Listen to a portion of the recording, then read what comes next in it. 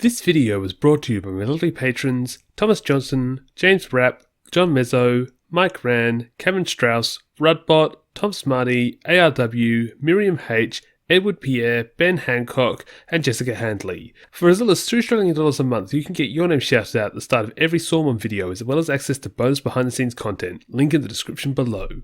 Hey guys, as some of you may have known, I was in Canada recently for a cousin's wedding, and as a politics nerd I couldn't help but visit the parliament buildings of the provinces I was in, those being Alberta and British Columbia. So here's me in Edmonton visiting the Alberta Parliament.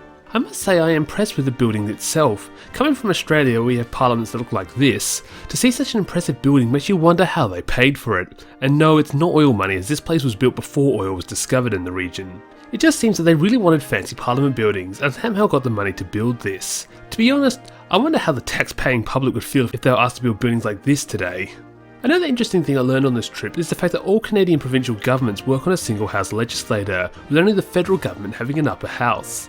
This hasn't stopped British Columbia, however, setting up their parliament to look like an upper house with its red carpet. Staying on the topic of the parliament floors, the Alberta Parliament also has a rather unorthodox layout, in which the Premier and opposition leader sit in the middle of the chamber, rather than down the speaker's end of the room. Along with observing the Parliament chambers, I also got to see the many premiers preserved in portraits across the many walls of Parliament. This included William Aberhart and Ernest Manning of the Social Credit Party, an interesting fringe political movement that you can learn a lot more about in this JJ McCullough video. Along with the premiers, I also got to see the portraits of the lieutenant governors, who are the equivalent of our governors. Most interesting of these was Ralph Gavin Steinhauer, who was the first native governor and wore a very interesting outfit for his portrait. But that's enough about the Alberta Parliament. Now let's check out the British Columbian Parliament. And I must say, Victoria is a beautiful city to have as your capital, and I totally don't regret the 4.5-hour trip to get here from Vancouver.